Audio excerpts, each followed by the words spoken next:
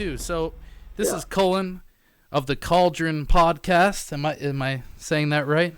Yes, sir. Cauldron Podcast, a military history podcast. Excellent, man. Yeah, I've listened to a lot of your stuff too.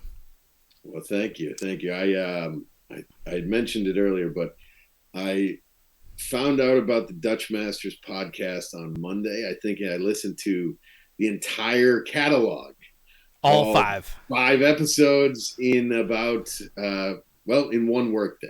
I was doing a lot of gutting and cleaning of fish, and it was a lovely stroll down somewhat of memory lane. Not like it was great because it was kind of like it brought back a lot of good feelings, but I also got a good sense of where all you guys have ended up, and it's pretty impressive. It's cool to see where everybody's kind of gone. Enjoyed it, and did you feel like you were like in the room with us?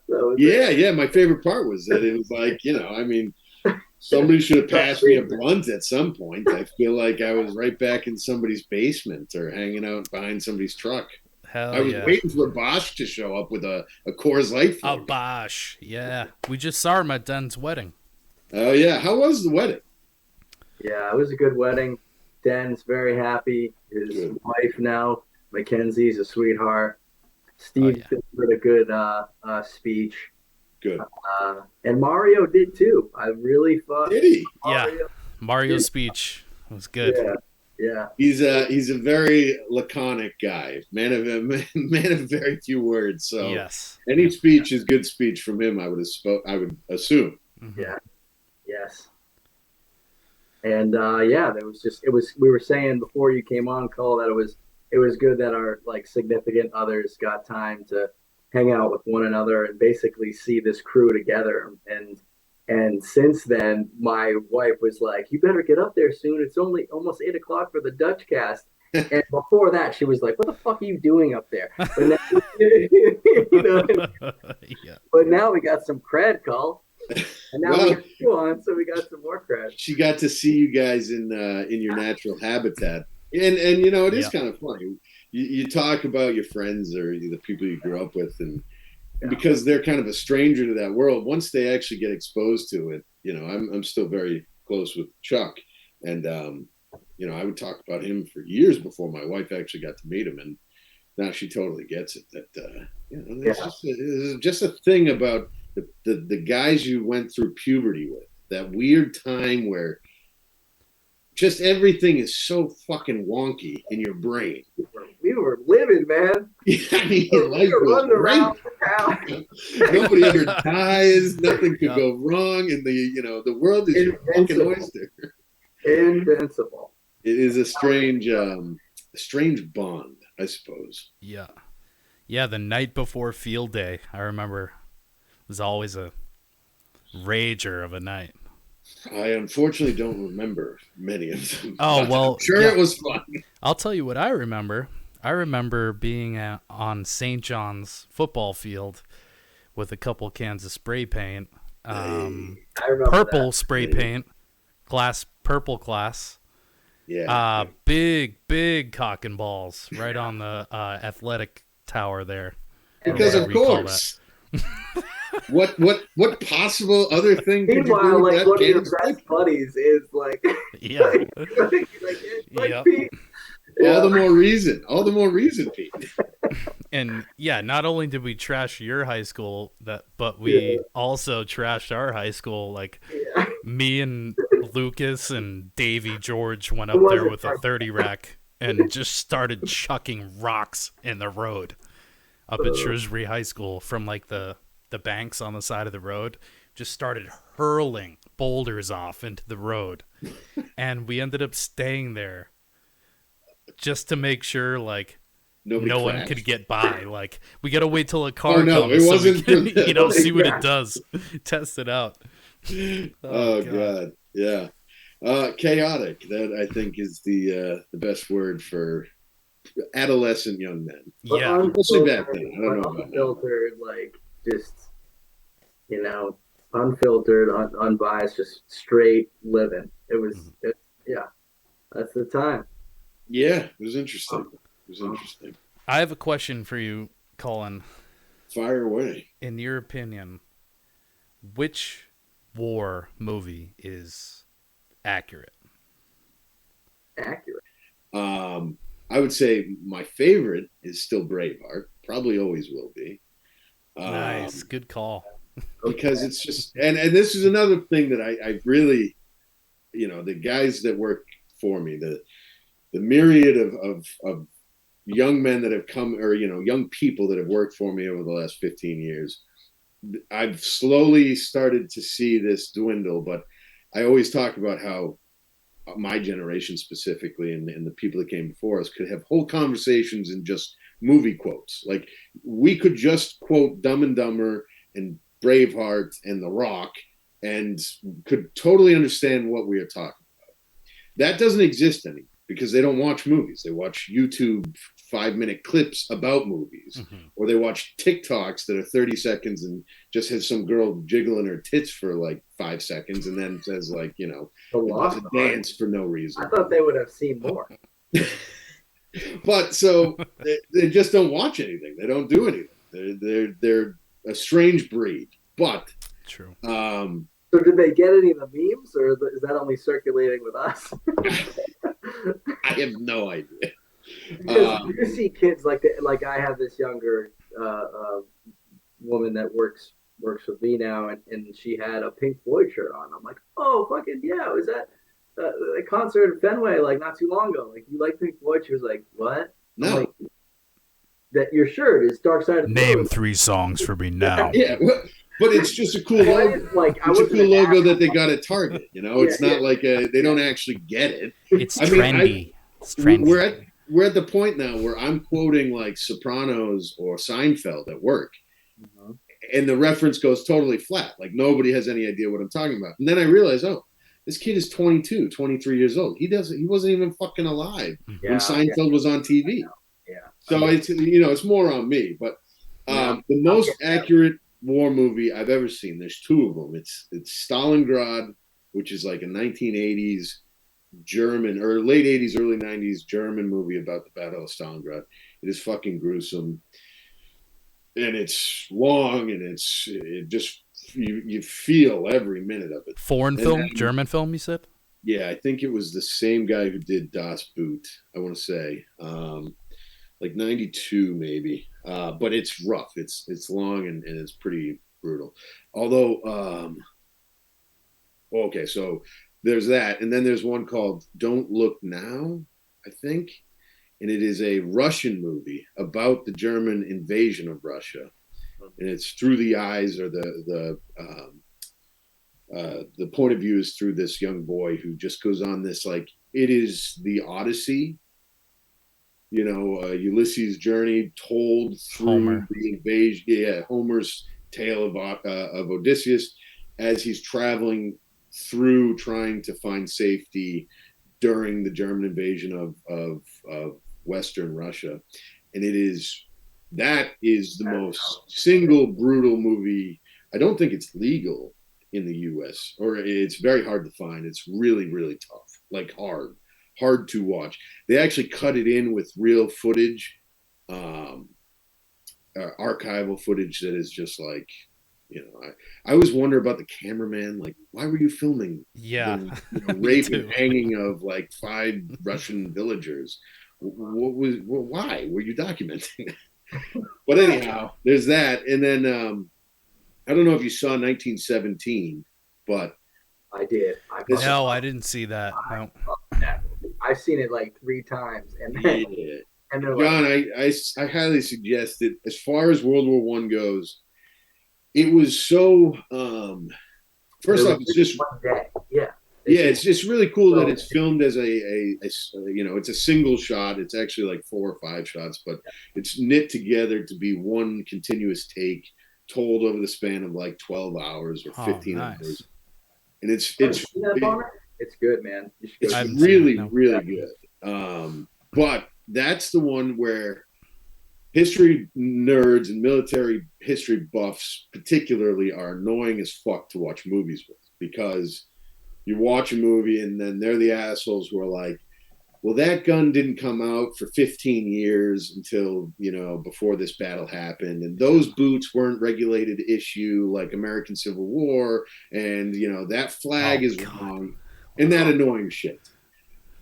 I try not to be like that. Sometimes it's really egregious. Well, you also have the theater and acting side of you too, where guys, they're not going to fucking this in the budget. Yeah, you have to do. There are certain things like if you did this, is still a movie, guys. Exactly, it's still. That being said, the writer of 1917 and the director spent 16 months working with World War I historians from the Imperial War Museum, getting as much detail as possible, to the point where there were, when they're walking through the trenches, there are little signposts that say like Shell Hole Alley and, Murderer's Row and these things. Yeah. And those are directly, like we know in diaries that guys were writing about that. The trenches had this really fascinating thing where they created modern sarcasm and black humor.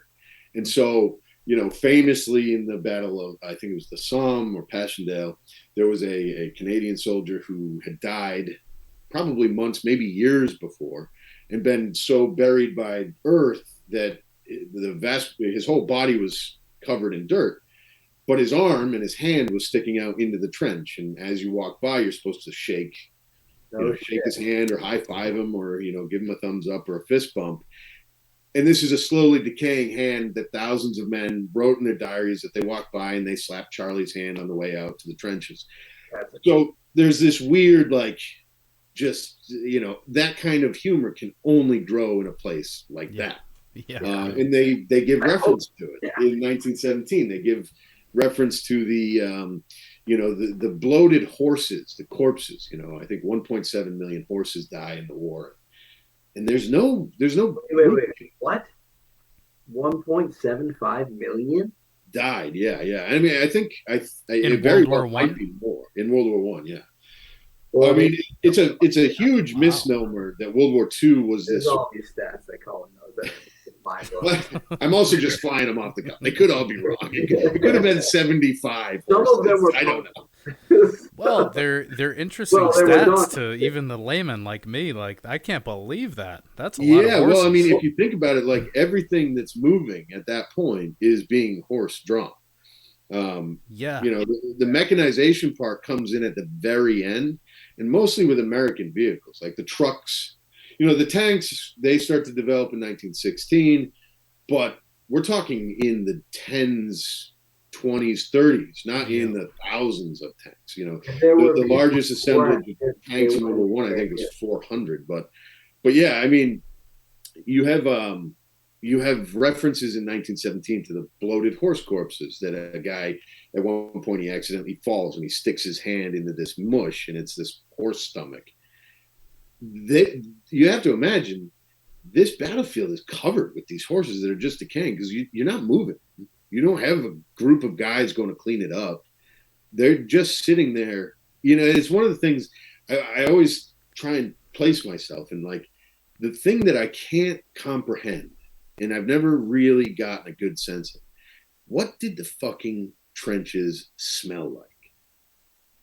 I mean, the amount of, think about this. So not only do you have animals decaying and rotting, you have rats and mud, diesel fuel, the weapons, grease, oil. You have body sweat. You're also not getting out of the trench to take a shit or take a leak. Right. You're doing it right there into a helmet and then throwing it. How far can you throw it? 5 feet out of the trench? That's a pretty incredible blend of aromas. Yeah, I mean, I've known to compete with it. If you know anything about my flatulence, I've been known to compete with it. Oh, yeah, man. You almost killed me in the bathroom at the wedding, dude. Oh, my God. I was gagging and shit. That's kind of, I'm not even, that's kind of impressive. Like, No, I know. It's dude, I mean, we could speak, again, movie quotes, but one of my favorite scenes in that movie was when the guy, he's going into some little, South Cave, whatever, Cove, whatever. They're like placing bets on what day it is. He's like, I told you I thought it was Thursday. And he's like, Tuesday. That was an interesting game. Yeah, but I mean, it speaks to a larger sense, or to an idea of this trench being this totally unique thing where it's this convergence of technology. You know, in military history. So very basic question, and I guess it's just because it's a way to hide yourself. But trench warfare started mainly because of what? Because it's an open. Well, so historically, trenches have always been a thing, right? If you're besieging your enemy or you want to make a position difficult for your enemy to attack, you dig trenches, and then their horses can't get to whatever you're trying to protect. Okay. And then your guys won't get, you have the added defense level of a trench.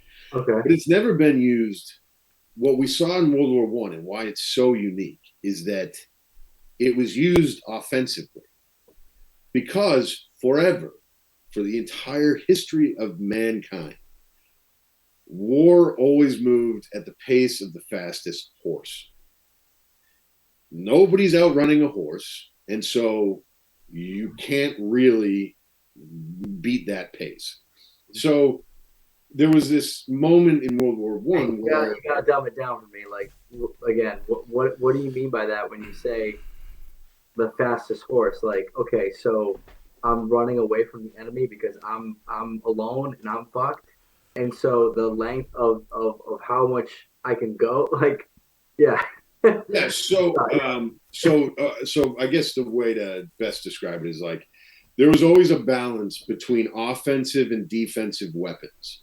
Right. You have a bow and arrow, I have armor. Okay. So an arrow can only go so far.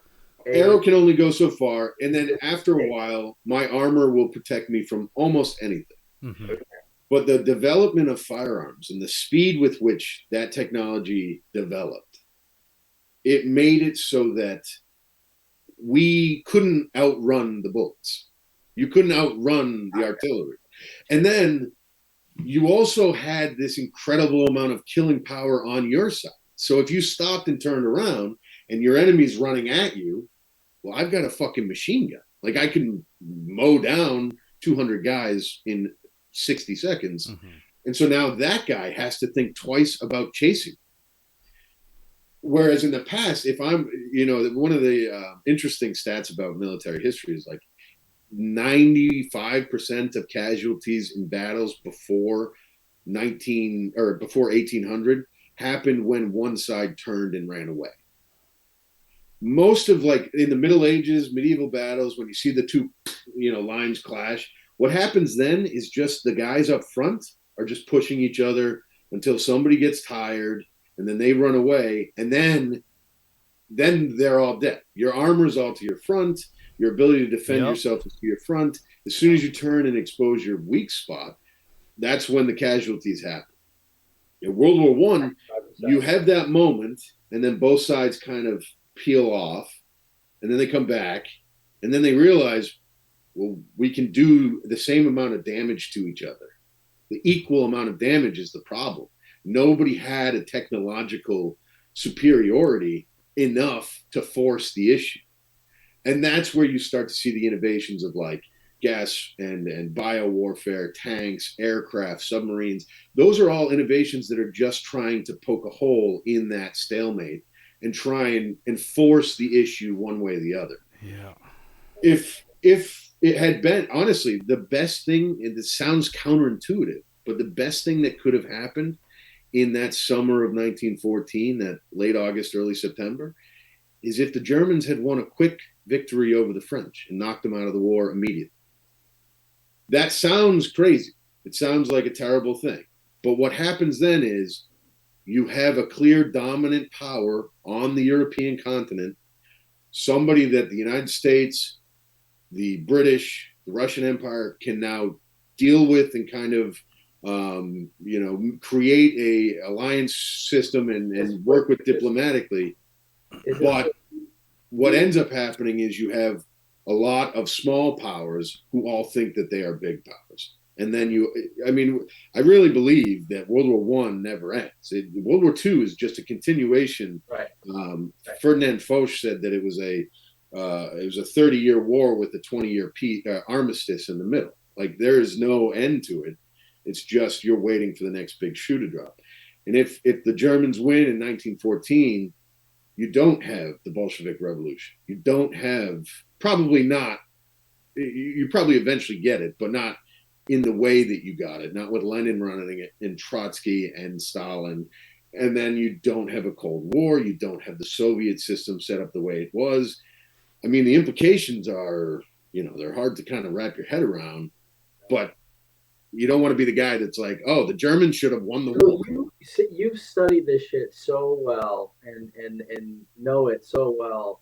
I want to bring this up later because I had other questions for you about like John had. I had like, who do you think is the most badass general? And I want to talk about that. But like, I'm gonna go to Ukraine right now and just say, like, has the first domino fallen? Have the dominoes just been continuing, like you're saying? And like, dude, or like, are we in for some shit or what?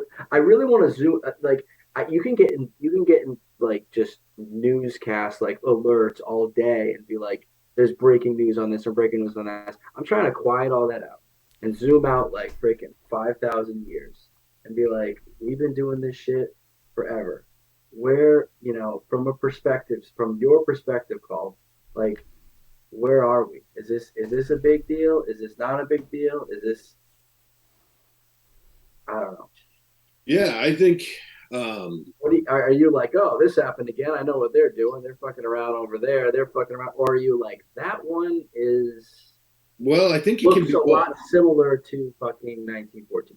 I think it can. I don't think they have to be mutually exclusive. Like, I think that it can be both of those things. Of course. Yeah. First off, I'm prefacing this, and I remember when Ukraine was first invaded, I was talking to a couple of friends, my dad, all these people were asking, excuse me. And to be honest, what I said to them is what I'll say to you guys. Anybody who says that they know one way or the other is full of shit. Even the professionals, the military minds of the world had this totally wrong. They projected totally wrong, and they often do. If you remember when we invaded Iraq, there was this Republican Guard that the Iraqis were going to be able to roll out and really stop the Americans. Never happened. If you remember when we got into Afghanistan, it was going to be a matter of, well, we'll get them on our side and we'll bring them freedom and they'll just fucking love us for it. Never fucking happened. Mm-hmm. Vietnam, same deal. We'll bring them freedom. Never fucking happened. Military guys are, and this is not a knock on people in the military. I have never served. I don't know. But historically, they want you to think that they are confident and capable. They project that because that is their job. They have to make you feel secure because they are soldiers. No soldier in their right mind is going to be like, no, I can't take that hill. Sorry, not in my job description. I don't think we could win that battle. Now, there are people who are paid to specifically analyze that and contradict. And Patton said, if everybody in a room is thinking the same way, somebody's not thinking. So there's always supposed to be a guy who's like, hey, maybe not this. Yeah. But by and large, a soldier and a sailor, their job is to be confident and to feel as though they can accomplish anything. So even what we're seeing now on a large scale, Putin thought this would be a fucking walkover because all of his guys were saying, yeah, no fucking problem. We'll be in there. We'll be out by Tuesday. We got it. It's in the bag. Clearly not the case. Now, are we seeing an incredible resilience on the part of the Ukrainian people? Sure. Yeah, I think you are. I also think, and this is kind of tempering things a little bit, you're also seeing what billions of dollars a week of U.S. injections of cash and equipment would do to help prop up any country. I mean, you don't have to look too far to see U.S. Special Forces and advisors. Back to your point about just kind of getting into a tint here and there, like, so if it's based on technology and resources, you can play. Yeah, I mean, that's back to your warfare point. Yeah, right? This is truly a matter of injection. The capital injection is keeping that there, right? And we want that.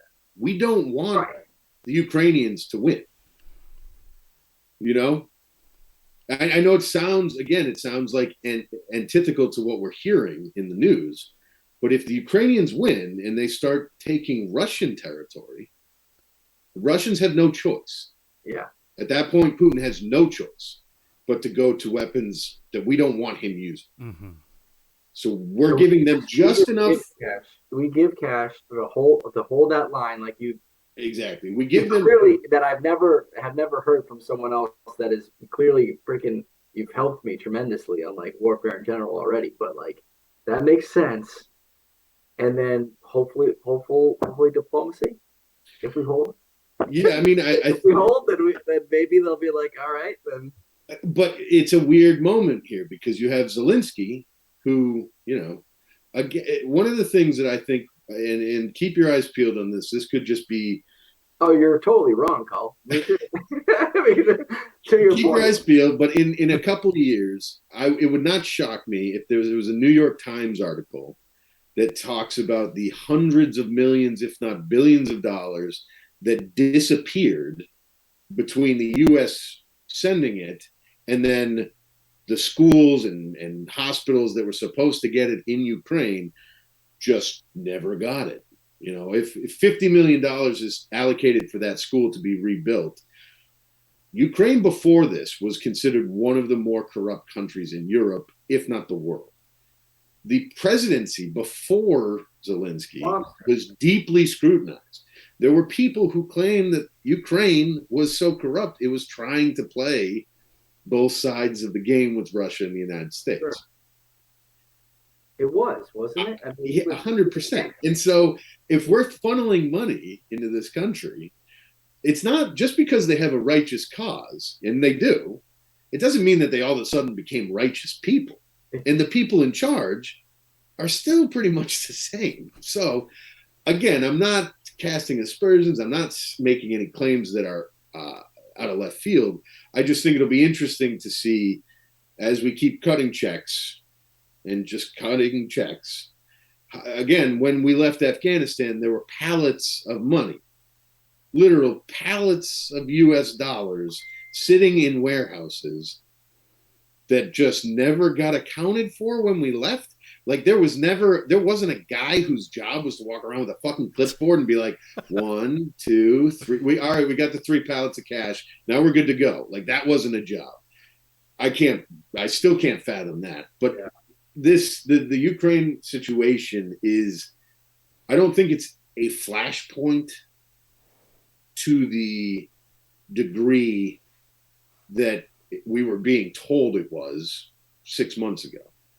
That being said, if the situation that we saw the other day with the supposed Russian missile falling in Poland, you know, the first 24 hours of this, I was talking to a buddy of mine who's a analyst over in England, and I was like, this all comes down to one accident where a Russian pilot thinks he's on the right trajectory, but his GPS system has him off by 6 miles. He's flying over southern Poland, unloads a couple missiles into school buses, you know, bringing kids to school in Poland, and they are automatically at war with NATO.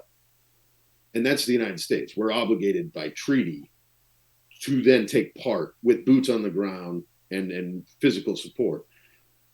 You know, so that's by treaty. What do you mean by that? Elaborate there. Well, so the NATO partnership. There's an article. I don't remember what it is. Pete, sounds like you have it off. Article 5, I think it is. Yeah. Where, I mean, essentially, it's a mutual. We're all attacked. Yeah, it's a mutual protection pact. So basically, when we started NATO, Europe as a whole was gutted by World War II. So it was entirely propped up by the United States military. And the understanding was that if any country came under attack by the Soviet Union, well, then the United States would come to the rescue. Now, when the Soviet Union dissolved, there's an interesting moment there where you do have to ask yourself, and again, I don't care one way or the other. It's just a historical conundrum. Well, if the Soviet Union dissolves and NATO was here to protect against the advance of communism in the Soviet Union, well, if that's not there anymore, why does NATO continue to exist? Now, I think, again, that there could be an argument made there that a lot of governments and a lot of companies were making a lot of money because there were companies in the US that were providing arms for countries like Sweden, or not Sweden, but Norway, Germany, France. It's a nice There's a lot of arms deals happening where money is trading hands. So NATO was good for business. Now, if I'm Russia and I'm now the democratic conglomeration of states that was Russia after the Soviet Union, I'm looking across the border saying, well, shit, well, they kept their guns and they kept their treaty group. So maybe they mean to use it. And if they have it, they have to use it at some point.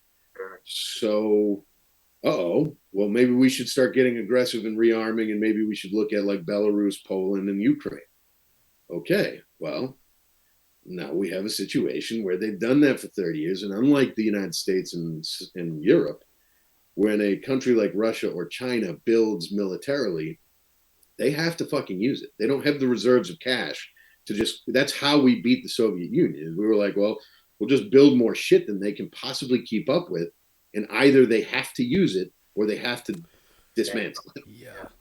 And it bankrupts. So I don't know. I mean, there's a lot at play there. And it's kind of rambling. Obviously, I didn't get to the point of your question, but truly the flashpoint, the point of issue is well, you did. You answered it. I mean, I was wondering like the flashpoint and and really it kind of goes into the media as well, because it's like, the severity and the urgency and everything's the worst. Everything's the worst. And yeah. And you know where you can see that the best, the clearly most defined, is when we were growing up, there were snowstorms, right? And you'd get 5 to 8 inches and it would be a snowstorm.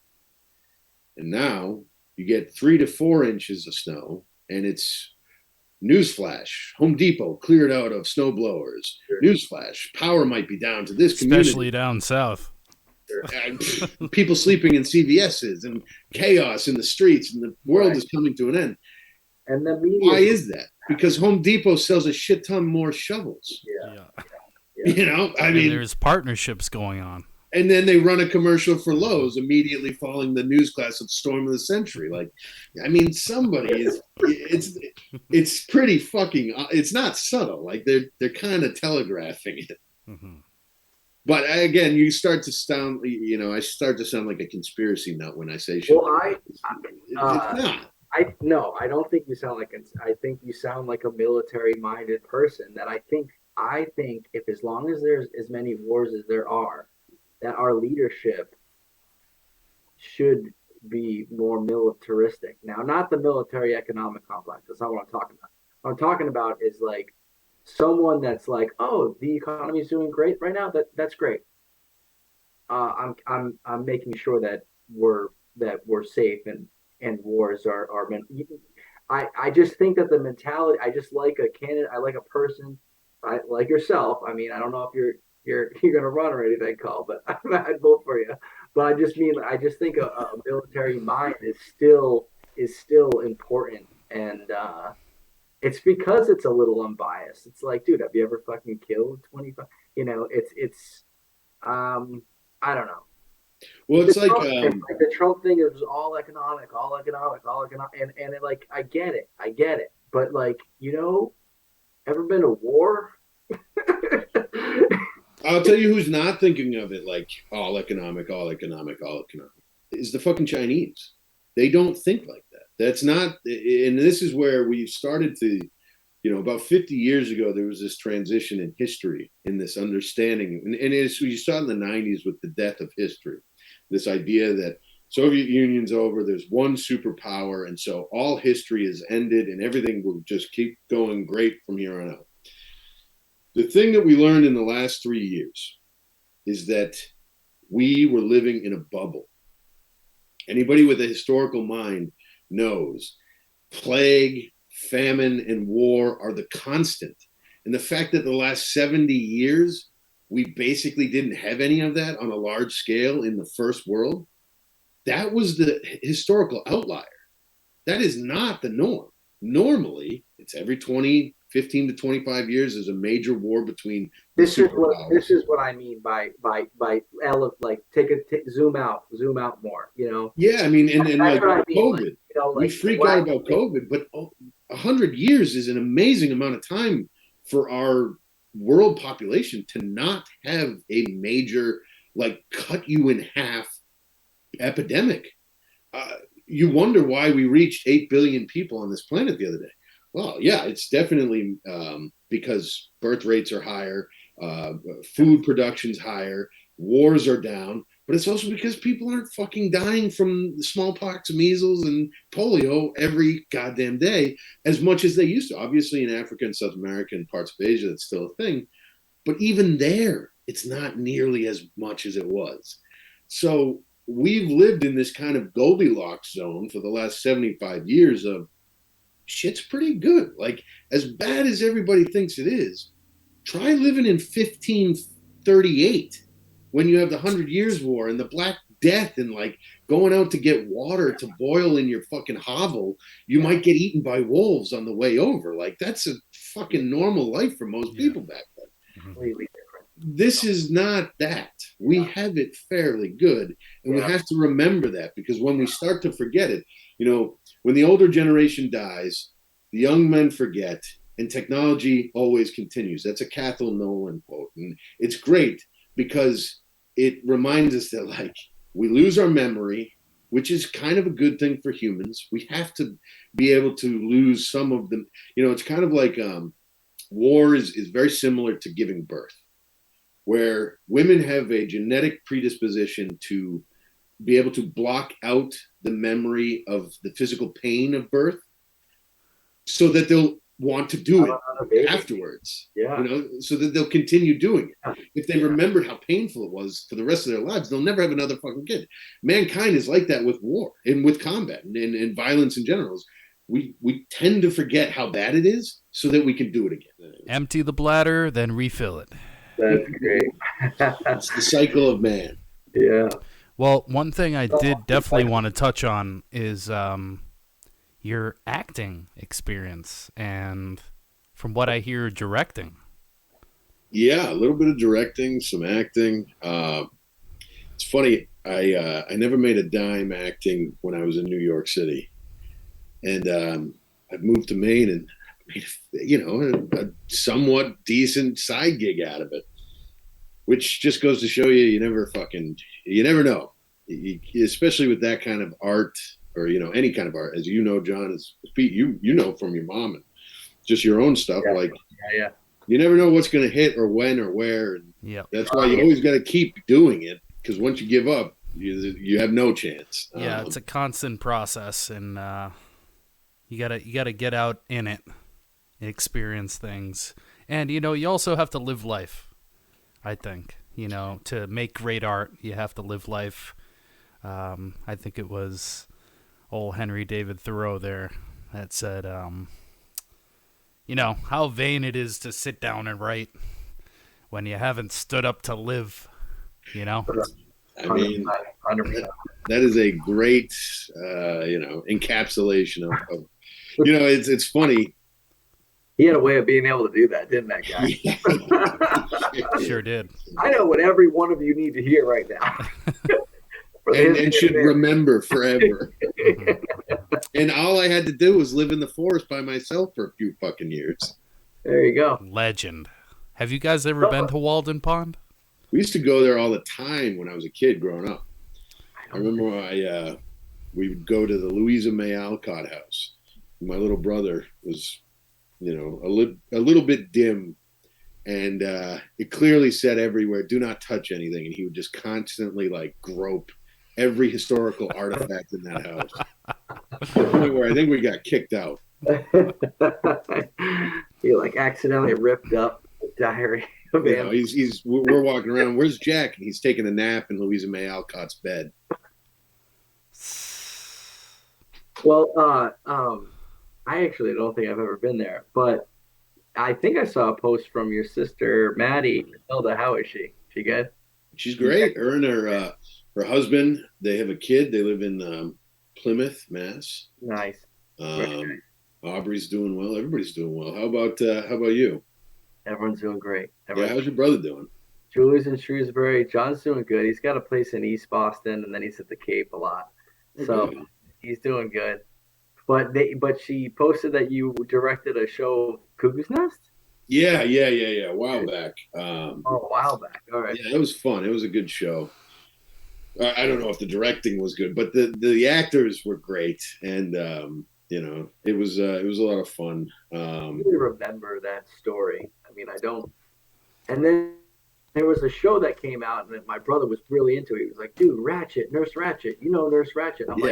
I'm like, I know Nurse Ratchet. How do I know Nurse Ratchet? Could you give me like a fucking 2-sentence synopsis on Cuckoo's Nest?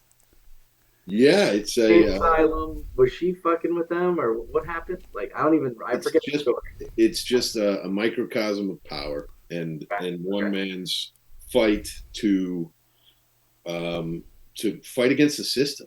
Yeah, that's really what it comes down to. Is you've got a man in an insane asylum who shouldn't be there. Okay, and it's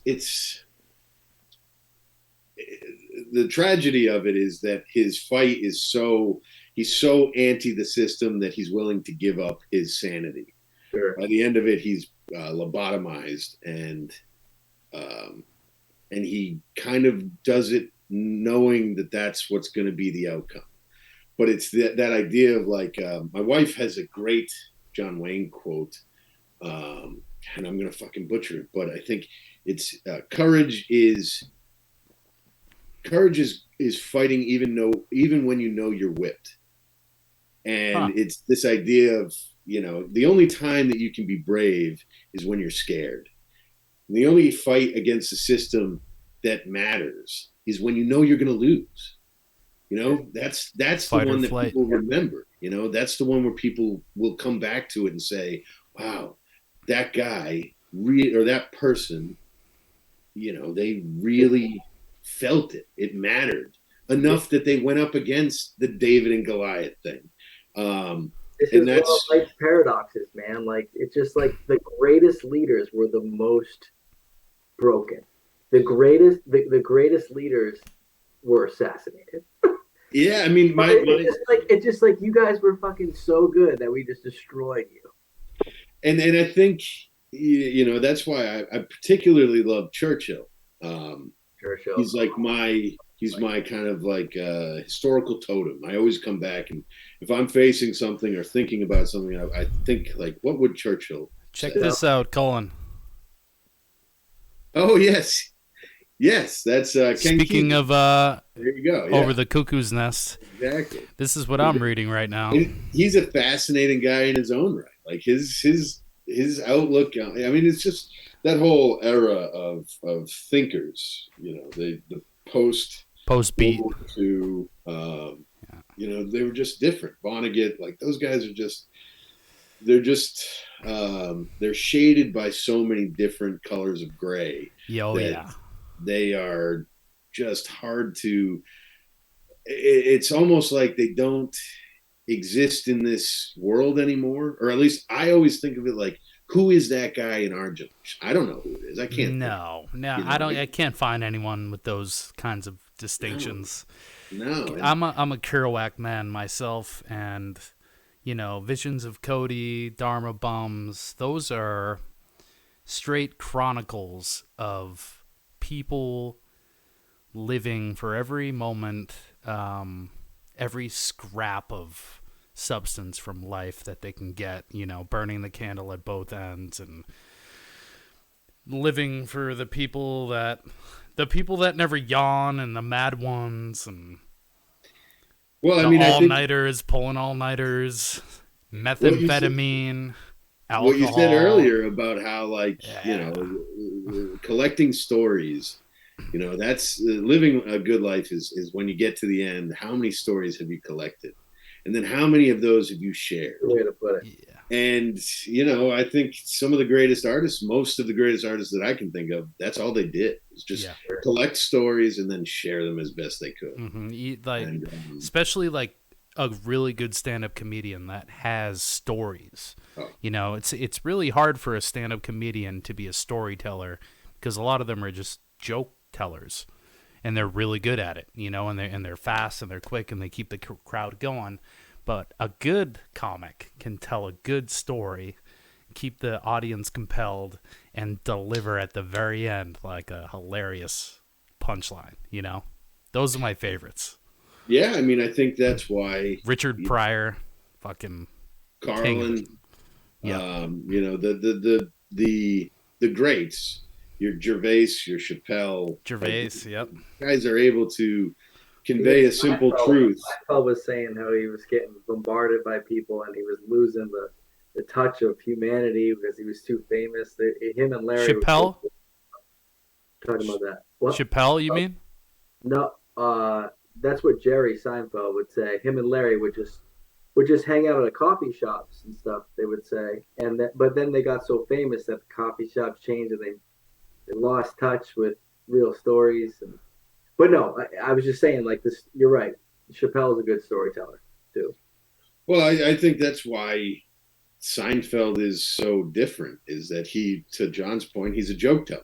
He's the guy that just has this litany of jokes that he'll reel off on stage. But why was Seinfeld so fucking a touch point for society for so long? Is that everybody's had these meaningless conversations with their friends for their entire friendship. And it was just wild for someone to put it out on TV and be like, everybody will find this interesting. Everybody will be compelled by what I'm about to say about absolutely nothing. Yeah, everybody was. A lot of that stuff is like, I've thought of that before, and he's just brought it forth to the masses. The second point to get it out there. Have the story, get it out. Yeah, I mean, that's and Alan Rickman said that one of the best ways to become an actor is to forget about acting. You just go out and talk to people and do things and look at a painting and have fun. And you see new things. You listen to a band live and you talk to them after, and then all of those little leaves of paper eventually pile up and you've got yourself a book, and that book you've filled up the well. Yeah, and it's stupid sounding because it's so fucking painfully obvious and it's so fucking clearly like what we should all be doing, but you get so trapped in your fucking wheel and you're just going and going and going that after a while everything blurs on the sides and your peripheral just becomes non-existent. Yep. You're just always looking at that next fucking whatever that little achievement is, or that next level that you're supposed to reach. You forget that, like, you can sit in a bar and nurse a beer until it's warm while you listen to two guys rattle along on a guitar, and it can be one of the best nights of your life. Probably be me. Yeah, I mean, or whatever it might be. You can go to a museum and sit down and stare at a painting or a sculpture for an hour, and that might be the best spent hour of your day. And unless you take time to think about it, we waste so much of the the limited time on fucking Netflix, man. And the goddamn 24 hours in a day, man. It's I mean, that's someone's gonna take it from. Ted Turner did us all a dirty trick when he created the 24-hour news cycle, because then everybody else realized, well, it doesn't just have to be news. It can be the NFL. 24 hours NFL. Oh, holy shit. It doesn't have to just be that. We can do 24 hours of Bruce Springsteen on Spotify. That's not a bad 24 hours. What's that? That's not a bad one. Oh, no. I'm listening to the darkness on the. I'm making my kids, or the kids that work for me, listen to album by album, we're going through Springsteen. Oh man, dude, they're starting to really dig it, which is cool. You got to give them Oklahoma, dude. That's the most raw Springsteen. Nebraska. Sorry, Nebraska. It is maybe the perfect album. No, maybe the perfect album. But Darkness on the Edge of Town. I mean, what you were saying. Bruce is going on tour 2023. I know, man. I got the ABCs. My brother is a huge Bruce fan as well, and he got my son Ethan the ABCs, and it's ABCs of Bruce Springsteen stuff. So it's like A is for Atlantic City, B is for I don't know. C, yeah. So Born to Run. Love it. Yeah. So yeah, I'm glad you're making your team at the seafood shop. Listen to Bruce. That's great. No, but no. I mean, yeah, dude.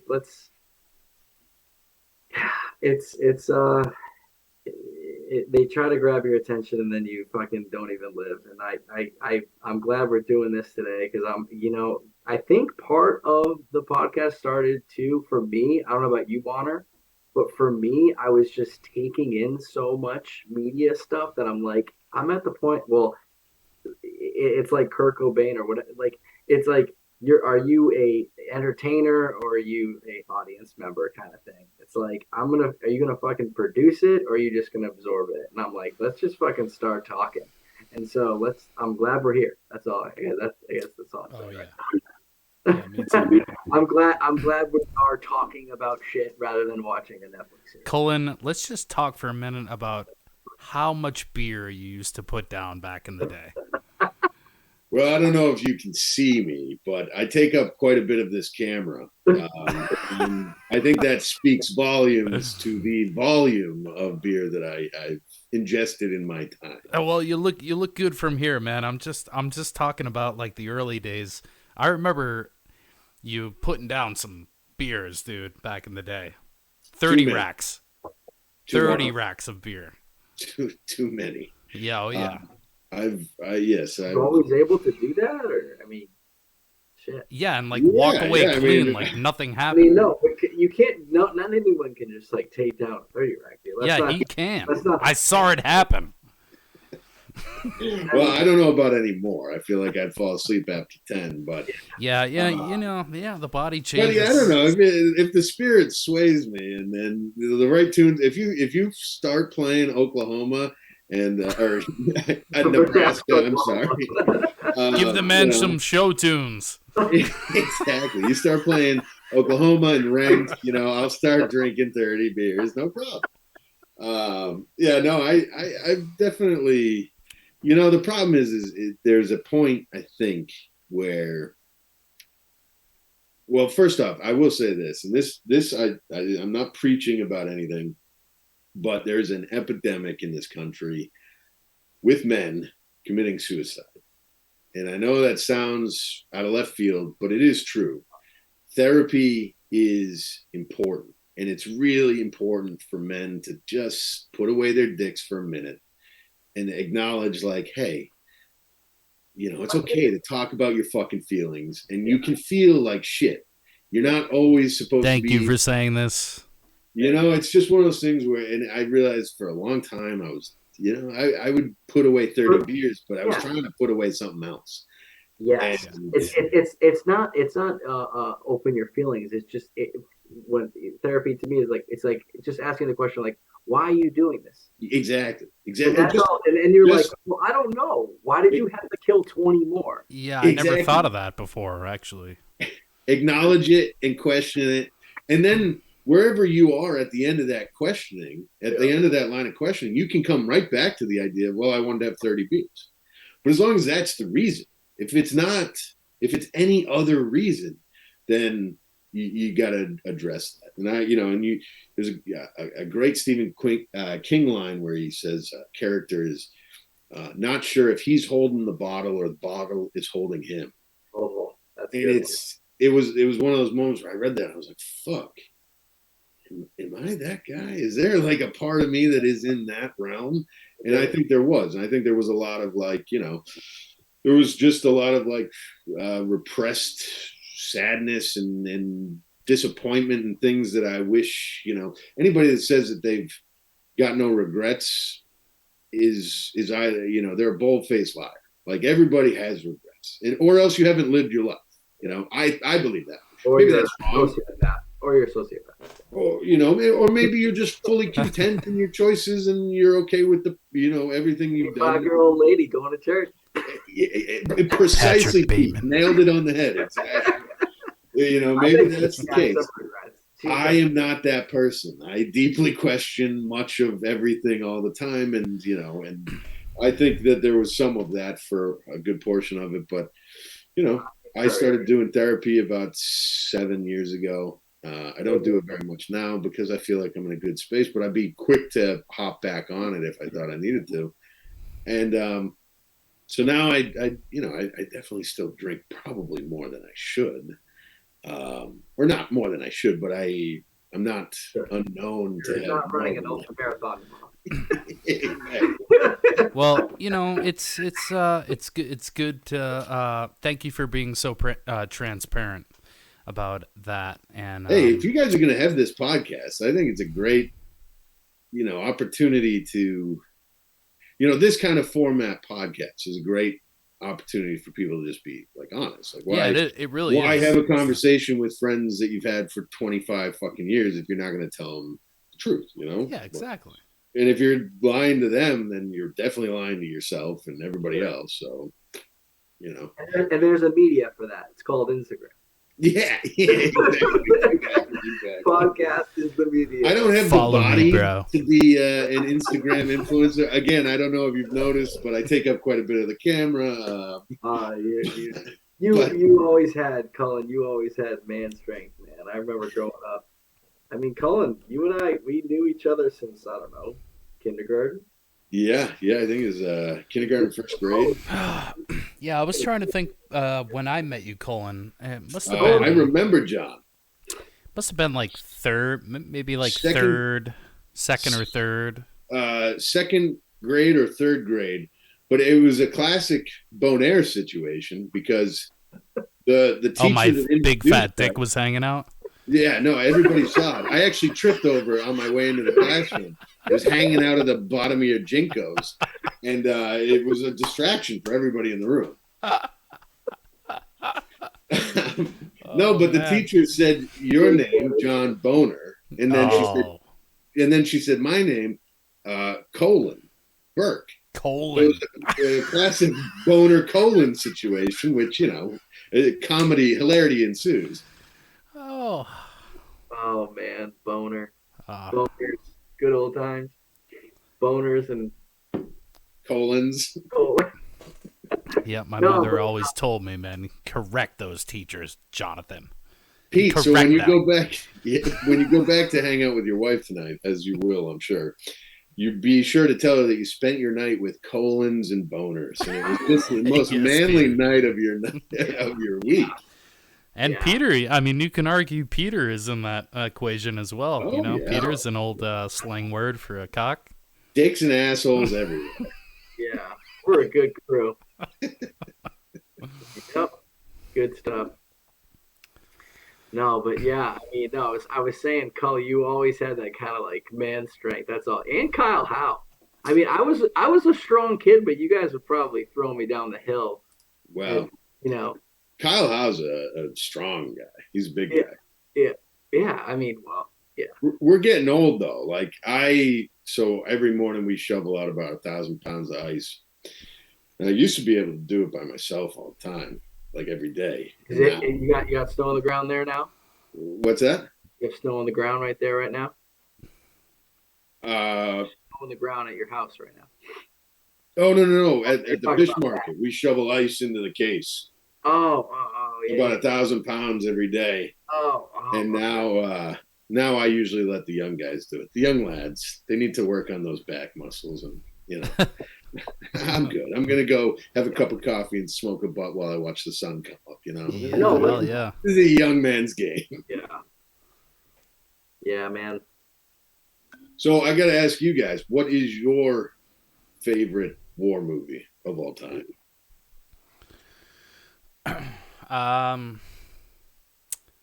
Shit, man. I really like that. I really like Platoon. Platoon's pretty good. Ooh. Charlie Sheen, a young Charlie Sheen. Young Willem Dafoe. Yes. Yep. There. I don't know. I guess it was never really a genre that I particularly liked, but I mean, Saving Private Ryan is pretty up there. Yeah. I mean, you have to give it to kind of a Hanks. game changer in that realm. Yeah, and I learned recently that they filmed that movie at a faster shutter speed than they usually film movies. Because with a fast shutter speed, you get this like intense like movement of the camera and like the people in it, and You see it now, and you can tell. You can tell. They also filmed at the D-Day scene. They layered in the bullet whistling noises at different frequencies, so that it would feel like they truly were coming from all different areas while you're in the surround sound. Mm-hmm. And you really do, like, once you're watching it, you're like, holy shit. Actually, there's you guys, have you seen Band of Brothers? Yes, I was going to say that. So Band of Brothers has a sister show, The Pacific, that was kind of not as good. Mm-hmm. I actually find the Pacific theater more interesting now, the older I get. That's where my grandfather was. Okinawa. Oh, really? Oh, yeah. Was he in the Navy or the Marine Corps? He was in the Marine Corps. Yeah. I mean, he was in Okinawa. He got shot in the neck, threw his finger in it, and kept going. And Kev Senior? Mass. My mom's dad. Oh, okay. Red Mass, yeah. Wow. Dude, the pictures I got of him, dude, he was a baby. I mean, they all were. 18 years old, like holding a coconut, like having a good time. Straight out of high school, dude. Wild. Crazy. But no, the Pacific. Sorry, you were saying, Cole. No. I think that's fascinating. I'd actually, if we get this going again, I'd love you to get more info, and I'd love to learn more, because I think that's another one of those things where those stories are rapidly disappearing. So there's this movie. I mean, if you want to call like Cold War or like covert war movie, does it have to be a battle? No. Okay, so there was this movie I saw. It was also titled. It was The Lives of Others. Okay, write that one down. The Lives of Others is this. It was World War II. It was a German soldier, and he at first was the bad guy, and the other family that were trying to hide from him were the protagonists and whatever. And they fucking just did an amazing job of like somehow in the movie like switching roles of how the other guy was like kind of the protagonist, and a lot of like villains are protagonists right now, but this wasn't like that. It wasn't like the Joker is a good guy. It wasn't like that. That's not what I'm saying. It was just saying like everyone's fucking in this shit, and he was a Nazi and stuff like that, but he was trying to protect them, so it had like a little bit of a Schindler's List kind of thing going on, but not really, and like it was fucking awesome. It was awesome. Right. Yeah, it was awesome. Well, the next time, if I'm lucky enough to be invited back, I will have watched. You are. So we can talk more about that, because that sounds. I love that dynamic. The Lives of Others. I just wrote it in my notes. I love the. There's a movie called The Letters from Iwo Jima that Clint Eastwood made about the Japanese, from the Japanese point of view. Yeah, it's a twin of I forget the name of the Flags of Our Fathers is the American point of view, and I think it's one of the most beautiful movies I've ever seen. And it is, again, it's like tragic. It's so fucking sad. And the thing about the Japanese is they don't have the taint, even though they were just as brutal to POWs and terrible to the civilians of the places where they conquered. I mean, they literally introduced the Black Plague to the Chinese population. They killed untold millions of Asian people. They don't have that taint of Nazism. Yeah. And so it's a little bit easier to step into their boots and be like, God, it's so sad. These poor Japanese guys got stuck on this island and basically starved and then had to fight an overwhelming superiority on every level. Sure. So anything that kind of humanizes them, I think is worthwhile. I don't know if it's right. I can totally see, if your grandfather, were with us and watched that movie, I can totally understand why, if he were to be like, no, fuck them. They were terrible. They were fucking monsters. Yeah. But there's enough time, distance now where I think we can start having that retrospective of, sure. Even the Nazis. I'm being very careful with what I say. No. The idea of our best family friends are his father was a Nazi, and it's not a reflection on anybody now. It's not like a judgment. And so I think it's interesting to start having that deeper conversation of like, well, why did this 22-year-old feel so strongly? And it's not just Hitler. Like, this was happening. I mean, we have to remember that where were the most Jews persecuted before 1800? It was in the Holy Roman Empire. It's where modern day, Germany is, that conglomeration, constellation of little countries. They regularly, anytime that a disease came to town, if everybody got sick and died, well, the Jews poisoned our well, and then they go and they burn down that Jew village and kill everybody there. Hundreds of thousands of Jews were killed in Germany before Germany ever existed. Why does this particular group constantly get this? And I think it's an interesting conversation. Sure. It's very, very dangerous ground. So I will not bring down the. No, I know what you're saying. You're good. I got a question for you, and these might overlap. So I'll ask all three at once. So I want to know, like, who do you think is the most badass, cunning, most talented general or leader of an army or leader of military? But don't say Leonidas, Grant, Patton, Napoleon, Genghis Khan, or Alexander the Great, because I know them. I want to know someone new that I should read up on. The next thing is the badass army warriors. I fucking love, like, samurai. I love Spartans and even like the Navy SEALs. I want to know, like, what's like a fucking good warrior or good freaking army that you were like, these guys were awesome. And the last one is, what's the most badass battle? And you can't say Thermopylae, Normandy, or Shiloh, Tennessee, which is badass. Everyone talks about Gettysburg and Vicksburg. Shiloh's. All right. Before you get into a call, we got 8.5 minutes left. All right, I can blast through real quick. To go real quick, yeah. All right, and then my last question on top of that is, of these, what are your favorite books by your favorite writers on these people? And if you don't have that, like, right here, then you can, like, text it. Sure. Most badass leader. Yeah. Sobadai. He's Genghis Khan's right-hand man. Sobadai, it's Sobdia, I believe.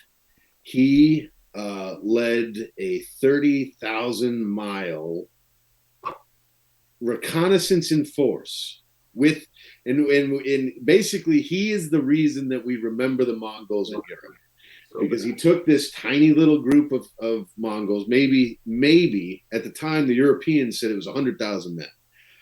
We don't think it was anywhere close to that. We think it was maybe 25 to 35,000 Mongols. It could have been as small as 15,000 Mongols.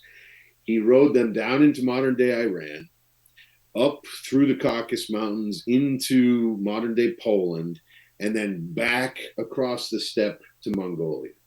And he did this and defeated every single army that he faced, many times larger than him. And in some cases, like the Battle of Mohawks, he defeated modern modern for the time, medieval plate armor, classic knights on horses with armor, swords, the whole deal, with men that were wearing, pelts and firing arrows. Wow. You know what he was doing. He was innovative. He would put like pots of fire on the battlefield to create smoke. He classically would attack and then run away and then draw in the knights, and they were exhausted, and then turn around and run circles around him. Utilize the Parthian use their strengths against them, kind of thing, all the time, and did it, and nobody knew who he was. They didn't know where they came from, and that's classically why. So at the time, the medieval European countries were all fighting each other, and then this insane army from the east shows up and defeats every army in front of it. And so the Pope is writing desperately to the kings of all these countries in Europe saying, please send every army, send every man, send everything. Yeah, and then they do, and the Mongols leave. They disappear for 20 years. And so by the time the Mongols show up again in the Golden Horde, the Europeans have forgotten and are like, oh, there's no such thing as Mongols from the East. That's not a thing anymore. They haven't been back for 20 years. And then they come back and beat them, handedly again. Are they also the most badass group of military or warriors, or what's a badass? No, I don't know. That one I would say. Well, there's one that there's a. The samurai, the Spartans. Yeah. The Spartans still are a thing. So I Sparta. Think, exactly. But I think there's an interesting argument for. The Zulus, I think they are fascinating. The structure of their society is this weird, what's that? Was this South American? South Africa. South African? Yeah, and actually this will blend in and I'll make it quick, but I think the most interesting battle I've ever come across, and it's two. It's Isandlwana is the first battle where 25, maybe 30,000 Zulus show up. And they don't have it. They're basically wearing loincloths. They have cowhide shields, little spears, and they cut up and destroy an entire British regiment. I think it was actually 3 regiments, and they destroy them. And the regiment, the British are firing Martini Henry rifles. These are 50 caliber breech loading rifles. They will blow off an arm and a leg. And the Zulus just run at them, surround them, run at them, cut them up, and then they will cut the dick and balls off and put it into the dead corpses. Oh, shit. Well, but that's part of it. It's their cause. Well, they're releasing their soul, right? So they can't be haunted. I want to learn about that too. It's a fascinating mix of psychology and religion and warrior code. Yeah. So they win this battle at Isandlwana, and then a little farther away from the battlefield, there's an outpost. And at the outpost, there's 129, maybe 132 men. And I think 40 of those guys or 30 of those guys are injured. They're bedridden. And there's a couple of women. And it's just an outpost. They're just a trading post. And the soldiers that are garrisoned there they start to see riders coming over the hill. And this little outpost is at the base of 2 hills. And they see these guys running, and they're like, what are you doing? What's going on? And they're just like, fuck you, I'm out of here. And they zip by. And then they hear, oh, shit, I think the Zulus are coming. And it's this fascinating situation where they spend 12 hours trying to make a defense of their building. And it's a hospital and a granary, and they use wagons and cracker boxes and mealie bags full of sand. And they build this little wall. And over the span of about 12 to 15 hours, 130 men, probably only about 80 to 90 of them that are capable of firing the weapons, while the other guys load and put up more boxes and stuff. They fend off 3,000, maybe 4,000 Zulu warriors. And they come at them in mass attacks. So one man for every 12 yards of wall for 12 hours is firing constantly without break, having to not just fire, but then once they reach the wall, they start climbing. They have these little short spears called assagais, And then they're using their Martini Henrys as clubs, as swords, as spears, trying to beat them off of these walls. And they do it. And in that one battle, I believe, I don't know if it's still accurate, but there are more Victoria Crosses awarded than in any other battle in British history. I'm going to have to text it anyway because I don't know the spelling of that. So it's called Rorke's Drift. That's the actual battle where they fight. Rorke's Drift. And if you want to watch a great 1970s movie, it's Zulu. A young Michael Caine makes his first screen appearance. Michael Caine. Exactly. But I'd like to thank Cullen for joining us tonight. Check out his podcast, the Cauldron Podcast, if you're a history buff, a war buff. Next time on the DutchCast, hopefully we'll have this man, because it's been riveting. Hey, gentlemen, it's been a blast. I really have had a great time. Anytime you want, you give me a call and I'll be on. And I love the show. I just want more episodes. Make sure you get some more people on here. I want to hear some more. Who would you like to hear more of? Oh, any of you. Honestly, I would love you. I think it would be cool if you guys picked a topic and just went off. And I love hearing you guys just kind of give all your different takes. So yeah, anybody and anything, just as long as there's more episodes, that's all I want. Yeah, we'll do our best. All right, gentlemen, you have a great rest of your night. Thanks again. Yeah, peace, boys. Thanks for the good combo. See ya.